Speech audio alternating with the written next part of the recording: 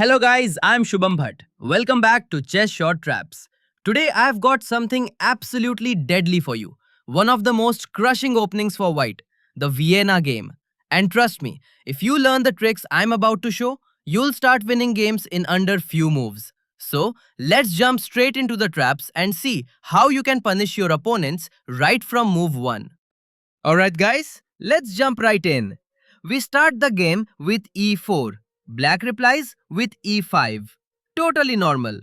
But now, instead of the usual knight f3, we surprise them with knight c3. Welcome to the Vienna opening. Most players will respond with one of two common moves. Let's check out the knight f6 line first. Here we go for the deadly Vienna Gambit with f4. It looks risky, but trust me, it's completely sound. Most players will capture.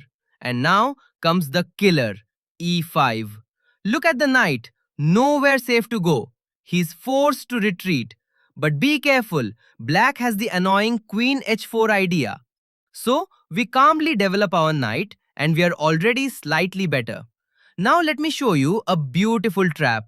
Black usually plays d6, hitting the center and opening their bishop. We answer with d4, adding a defender. He takes, and we don't recapture. Instead, we give a check with the bishop. He blocks with the pawn. Typical. We simply slide the bishop back to c4. Black continues grabbing pawns. And yeah, we are down 3 pawns now. Plus, our knight is hanging. But watch this. We ignore everything and bring out the other bishop. If black gets greedy and takes the knight, he's finished. Here's how. We start with bishop takes f7 check, a full sacrifice. If he captures, the queen is gone next move. But if he doesn't take, here comes the question. Can you find the winning move? If you thought bishop g5 check, that won't work. The knight can block. The real move is queen e2 check. Going to f8 is horrible. The king is exposed. And if he goes to d7 or blocks with the bishop, it's checkmate on the spot. So taking the bishop seems best. But even then, we have the brilliant knight e5 check. And if the king steps onto the e file, nc6 follows with a deadly discovered check. And the queen is gone. So king f6 is forced. And now you have this absolutely stunning bishop g5 check. If the king moves away, the queen is finished. And even if he takes, you have this beautiful family fork. And again, the sweetie is gone. In fact, in a few moves, you should also be able to checkmate him easily. Okay, now let's look at another amazing trap in the Vienna. Sometimes, instead of retreating the knight, your opponent tries to act a little oversmart with queen e7, stopping our pawn from moving. So what do? Simple. We play queen e2, unpinning the pawn. And since our queen is defending it, black cannot take. So eventually, he is forced to move the knight back anyway. Again, watch out for queen h4 check. So just develop your knight and everything is safe. Now look at black's position. Everything is cramped, nothing is developing, and the main problem is this e-pawn. To solve it, black usually plays either d6 or knight c6. Let's handle them one by one. If d6 happens, you have the absolute killer move, knight d5. We attack the queen and threaten a deadly check at the same time. So queen e6 loses instantly. Most players will go queen d7 or queen d8. But here's the fun part. It doesn't matter because you already have a discovered check lined up. And the simplest, most brutal finish? You just capture the pawn on e5. The rook is hanging, so black takes with the queen. And then, boom! The discovered check lands and the queen is off the board. Guys, come on! This trick definitely deserves a thumbs up.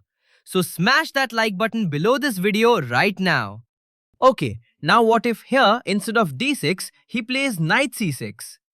Well, then we have d4, strengthening the center and striking this pawn. You can pick it up if he doesn't defend. And whenever he moves this pawn, attack with the knight in the same way. And as we saw earlier, that's completely winning for white. Alright, let's go back for a moment.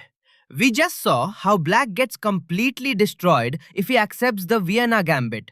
But what if he declines it with d6 or knight c6? Let's start with knight c6. And honestly, this isn't great for black either. Because after we take on e5 and he recaptures, we immediately hit the knight and push it back. Then we attack the other knight, that one goes back too. Now we calmly develop, cover the queen h4 idea.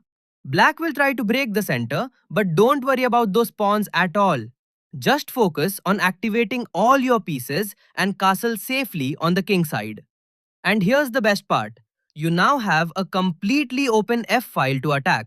Use your rooks, your queen, your bishops, and launch your entire army straight at the black king. Okay, so that was knight c6.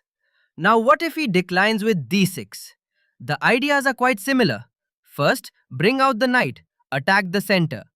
If he gets the other knight out, we can pin it with our bishop. Then open up this diagonal, eliminate the knight, put pressure on the center. Eventually, you can castle and attack along the f-file. Long term, this is a really good position to play as white. Alright, now listen carefully. There is one move that actually keeps black in the game, and that is declining the gambit with d5. This move is not natural at all, and I can guarantee you, if your opponent hasn't studied this line, they will never find it over the board. Anyway, this is the main line of the Vienna Gambit declined. After we capture, black can recapture with the knight, because it's protected by the pawn. From here, you can play knight f3 to stop the queen check. But an even better move is queen f3. It covers the same threat and keeps the position flexible. Most opponents will simply exchange knights here. Now from this point, the game can go in many different directions. But the main idea for white remains simple. Get your bishops out quickly, castle long, and use your rooks on the open files to launch a powerful attack. So even if black plays this line perfectly, the game stays sharp, tense, and completely balanced. Okay, so that was the Vienna Gambit, when black plays knight f6. But what if instead he goes for knight c6? Don't worry, I've got some mind-boggling tricks for this as well. So what do we play here? If you try f4 now, black takes, and suddenly this queen check becomes a problem. Even if you defend with the knight, black has g5, and things start getting uncomfortable on the king side. So f4 is not as powerful as in the earlier variation. Therefore, after knight c6, I recommend a simple developing move, bishop c4. You might wonder, why not develop the knight first? Because in many positions, we might want to quickly play d3 or f4, exchange the center pawns, and use that beautiful open f-file to attack. So it's better to keep all options open for later. Bring out the bishop, and now you can go d3 or f4 anytime. Now many players here just try to copy you with bishop c5. And here you have an extraordinary move, queen g4, straight up attacking the pawn on g7. Most players will instinctively play queen f6, defending the pawn and also hitting f2. Now, if you are thinking of saving that pawn, forget it, because you have a much stronger move, knight d5. Even if he captures the knight, there's nothing he can do after queen takes g7 check. And no, this is not checkmate.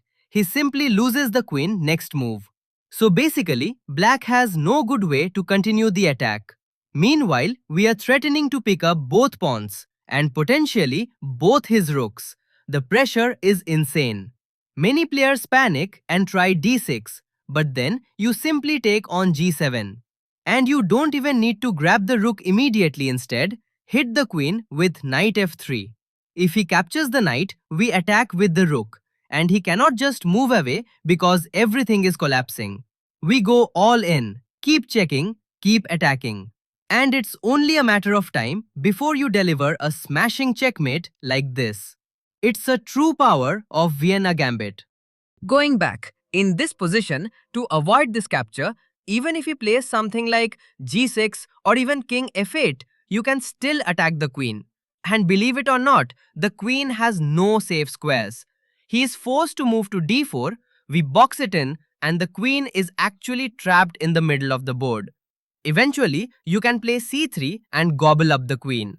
This knight c7 threat still remains, and at some point, you can move the queen and rook here and attack the king via f7.